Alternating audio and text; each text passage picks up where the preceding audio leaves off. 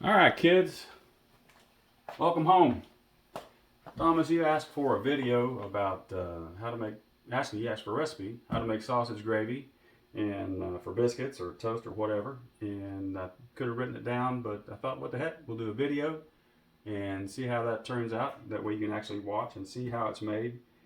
It's a lot, making gravy is a lot easier to watch than just to try to interpret what the recipe says. So a little experience goes into it.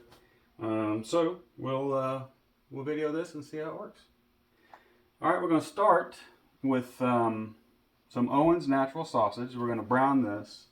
Owens is a sausage that we grew up with. My mom always had Owens, and HEB also makes really good pork sausage for breakfast. And if you can't find HEB or Owens, there's always Jimmy Dean's. No slight on Jimmy Dean's, they make good sausage as well. Owens is just what we grew up with. So this is a pound of sausage. We're going to brown that. Incidentally, this recipe is real similar to what you would, how you would make cream chip beef for toast. And this is Armour dry beef. It's sliced pressed beef, and comes in this glass jar, and it's kind of salty. So what I would do just for that is once I open it, I'll fill this with water, and then while I'm going about getting everything else together, I'll let that soak a little bit and that pull some of the salt out. Then you can take this stack of beef rounds, lay it out on your cutting board, dry it off, and slice it or cut it into pieces for the size you want. So that's a recipe we also grew up with, cream chip beef on toast. So our ratios for fat, flour, and water, which are your basic components of gravy for sauces, gravies, whatever. A tablespoon of fat, a tablespoon of flour, and 1 cup of liquid. Today we're using milk for a cream gravy. If you were using making like a beef gravy or brown gravy, you would use a beef stock, or chicken or turkey gravy. Obviously, you'd use poultry, chicken stock, or turkey stock.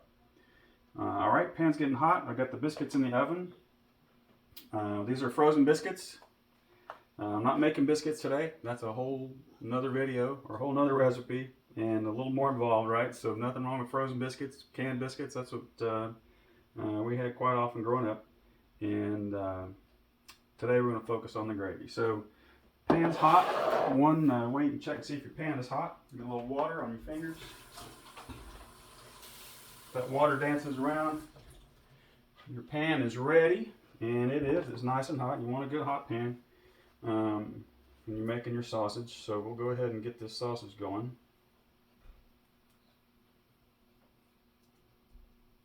Again, this is 1 pound.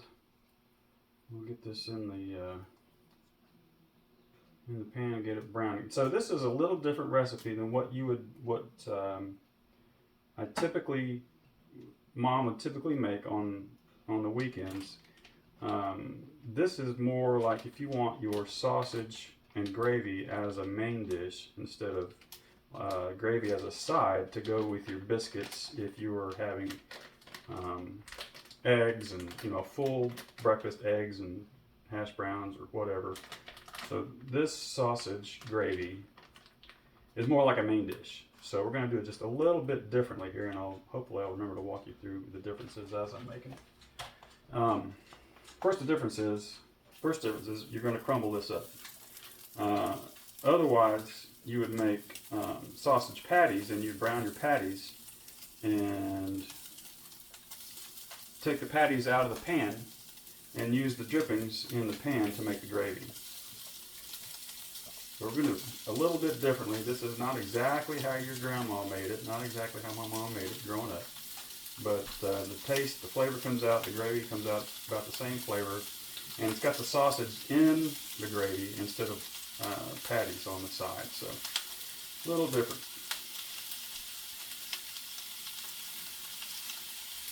Get this all in there. You want to hear that when any kind of meat you're browning, hamburger or pan meat, you want to hear it sizzle when the meat hits the pan. That's how you know your pan is hot enough. And you know you're going to get a good brown on it and not just kind of boil it or steam it. You get a lot of flavor when the meat's getting brown, so that's what you want.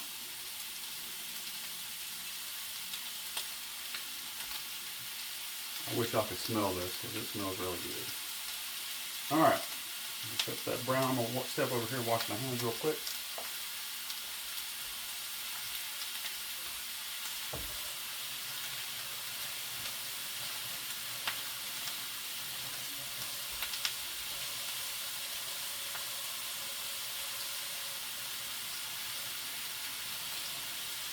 All right. You're about to hear your dog whining to go out. She sees something she wants to go chase. So we may have to let her out here in just a minute. But that's all right. Cast iron. Want to make sure you have a hot pad. You won't make that mistake more than once, I guarantee you. You grab a hot skillet handle. That's a life lesson.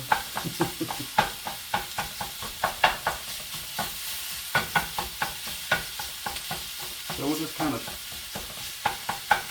chop this up as it's browning. That way we get the nice small parts, pieces of sausage that go in your gravy. So you don't have to work around them while you're eating your biscuits.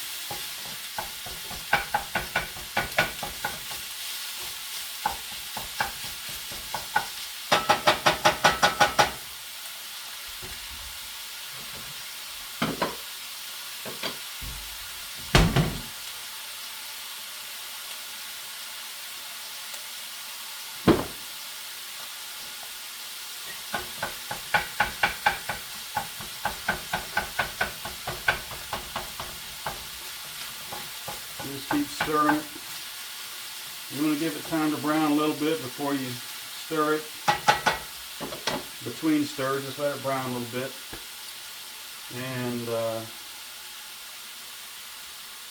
set the timer for the biscuits. They've been in probably 10 minutes or so. I don't want to forget them.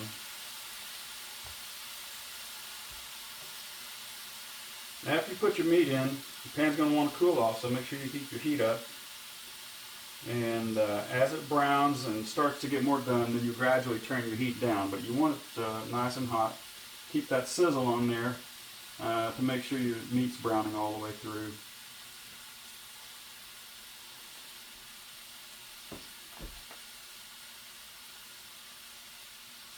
So let's talk about a couple of differences here. If you're just making gravy on the side, you'll get your fat, your grease, your sausage drippings, whatever you're using. Keep that nice and hot in your pan. You'll add your tablespoon of flour, and you'll stir that, and it'll start to brown, and you'll see it. Depending on how brown you get it, that's gonna be how much flavor you're gonna impart to your sauce, to your gravy. So if you want a milder sauce, like just a cream sauce, you won't brown the flour that much. If you want a darker sauce, darker gravy, more flavor, to like this one, we're going to get it fairly brown because it's got the meat in it. And just let it brown a little more, and then you add your liquid. Once you add your liquid, you want to stir like crazy to keep it from getting lumpy. All right, and that's kind of why I'm making this video. The first couple of times I did it, I thought I'd ruined it because it was lumpy, and I either didn't have the heat high enough, or didn't add the liquid at the right amount, at the right time. But just experience working with it and doing it a few times, and that gets it. You'll learn to get it how you want it. But this is actually, doing it like this seems to be a little more forgiving than making the sauce by itself, or the gravy by itself without the meat in the pan. This seems to be a little easier, a little more forgiving. You don't have to deal with the lumps as much. Because what I'll do is I'll add the flour to this after it's nice and brown, and it just seems to work out a little easier than making the sauce without the meat in the pan. And I do the same with the cream chip beef. I'll brown with the cream chip beef. I'll use butter instead of drippings, because there's no not really any fat in that. It's really lean, dry. And so I'll put my butter in the pot, a tablespoon, and I'll put the slices in the pot. Let the butter get good and hot, and melt it and make sure all those pieces are coated. And then I'll put the flour in it and stir that up until it browns, and then add the liquid. And you'll see here in a minute. You just have to stir it pretty aggressively, or just real consistently, to keep the flour from making lumps in your gravy. All right, I'm going to turn this down a little bit. It's starting to brown up. That's looking good.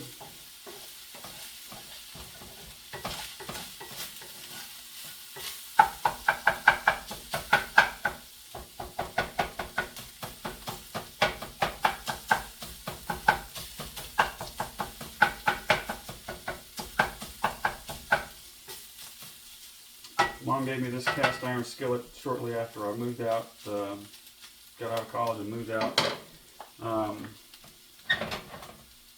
because I want to make cornbread, right? And if you want to make cornbread, the best way to do it is in a cast iron skillet, in my opinion. This was hers growing up. This was a pan she used for cornbread. This one's a little bit bigger and it works better for sausage and other things. But you can make cornbread in this one too. Just make a little bigger recipe. So a little family history there. Also, growing up, Dad was actually the gravy king in the house. That was his thing. If we were making breakfast, Dad, and we're having sausage gravy, Dad was usually the one that made it. Now, Mom grew up. She grew up with brown gravies, but I think what I remember, she said that she started getting, or was introduced to cream gravy, sausage gravy, by your granddad. So I always look forward to breakfasts on the weekends when he had time and was able to make the sausage gravy. All right, I think it's about time to put our flour in and start browning that. You can see, let's see if I can get the camera over here.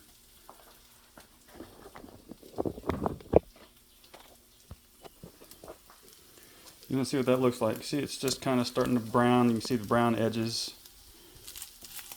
See if I can do this looking through the camera. That's weird. But that's kind of what you want to see, right? You want to see the pieces getting brown, and you're starting to get some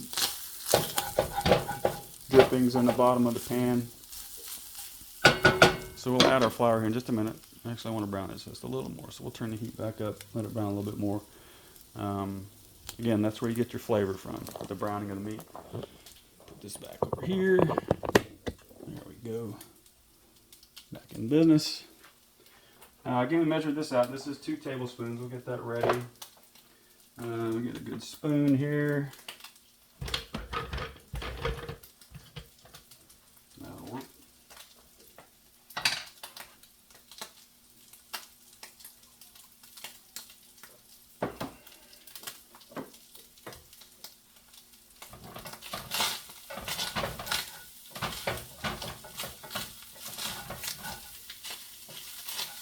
Alright. That looks good. Alright, let's go ahead and put this flour in there. Just kind of dust it over there. You don't want anyone, try to keep it from making a lump anywhere in particular. Just kind of spread it around. That looks good. You want to try to get spread around in there as much as you can, and then we'll just stir it down. You want the flour to brown along with the meat in the drippings, right? That's where you're starting to get your flavor, and what'll make this sauce come together if this flour is evenly distributed around the pan, and also keep it from making lumps. Now, you're going to see some starting to stick on the bottom. That's okay. when you put your liquid in, it loosens all of that good stuff on the bottom of the pan, right? And that's where, again, that's where your flavor comes from. You can do this in a nonstick skillet. I just like using the cast iron. I think it gets a better, better heat transfer, better, better cooking experience for me. I just like it. But you can use it in a Teflon skillet. And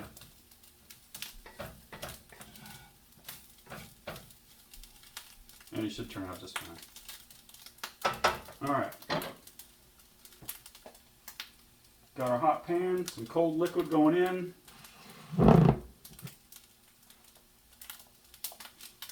And again, once this hits the pan, you want to just stir like, keep stirring and keep stirring. And then we're going to reduce the heat and let it come back up to a simmer. And as it simmers, it's going to thicken up. So just pour that in all at once. Yeah, there we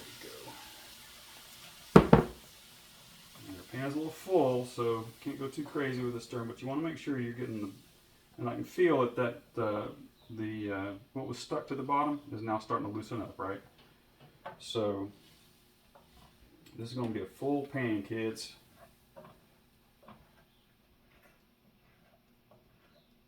You want to keep your spoon or your spatula, whatever you're using, going across the pan. Make sure you're covering every bit of the bottom of that pan so your gravy doesn't stick, okay? I like this spoon because it has kind of a flat edge on it, and it gets in the corners of your pan really well. But the spatula would probably work just as well. Cast iron, I don't use any metal. Try not to use metal in your cast iron. These bamboo utensils work really well, or just good old wooden ones work fine too. Alright, this is coming together really well. Don't see any lumps. You notice it's still kind of thin, right? And that's fine as it, there's your dog underfoot as usual, looking for something to hit the floor. But you see, as it starts to simmer, it'll thicken up. And your grandma used to call it, when the gravy chases the spoon around the pan, you know it's done. And you'll see what that means here in just a minute. We'll turn this down because it's starting to come up to a simmer. Don't want it too hot because it'll burn before the rest of it's done. So we'll turn that down a little bit. And every stove is different. You can't look for just one setting for every stove. You just kind of, this is kind of a medium high right now.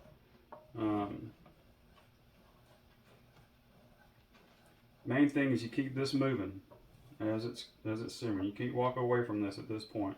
And this was my job growing up. Mom would walk away and she'd leave me to stir the gravy because she was she was doing something else. So that was my job, to stir the gravy. Don't let it stick. All right, we're starting to see your bubbles get a little bigger. That means your sauce is getting thicker, or your gravy's getting thicker. You just keep on stirring.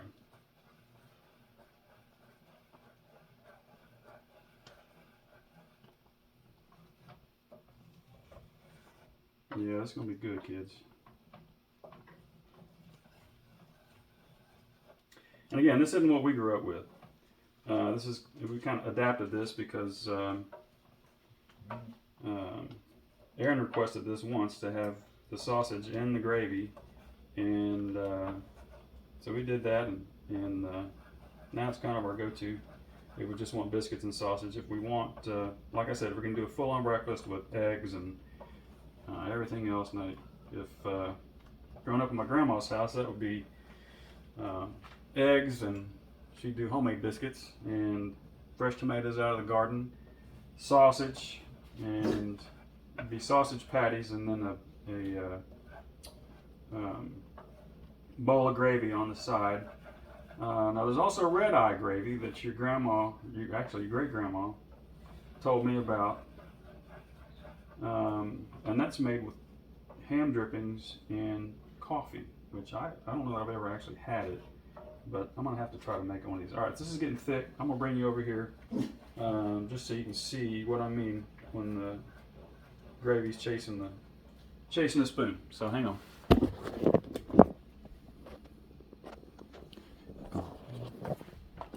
All right, so you notice you can see the pot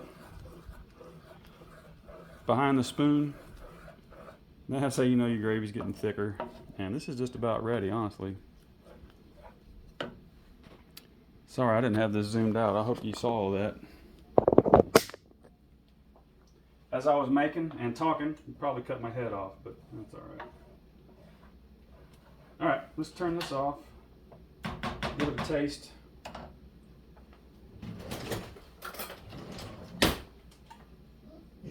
There's your dog wanting to go out.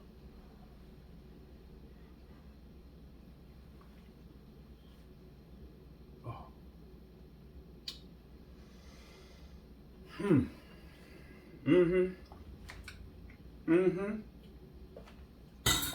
That'll take you home right there, kids. Oh my goodness. Woo! That is some good sausage gravy. Now, we'll turn that off. We'll find a lid to cover that up. It's going to continue to thicken, all right? If you leave it on the heat, it'll continue to thicken. All you need to do, if it gets too thick, is pour a little bit of milk back in there. Stir it in really well, and you'll be right back in business, okay?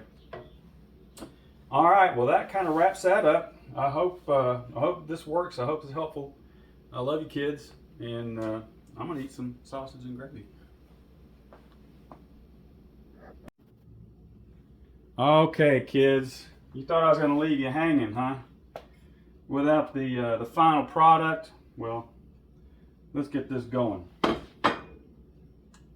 Hopefully I can edit these two pieces together. If not, this will be part 2. So, let's just get this going here.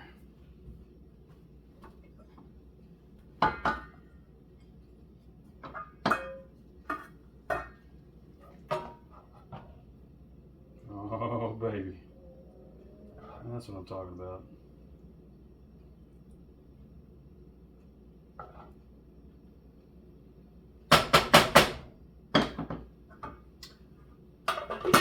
Now let's see about this.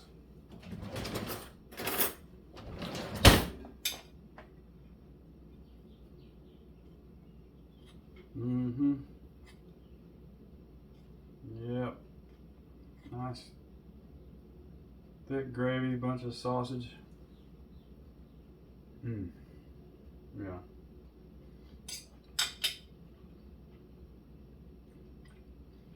Biscuits and sausage gravy. That's a classic. Love you, kids. Wish you were here. Enjoy.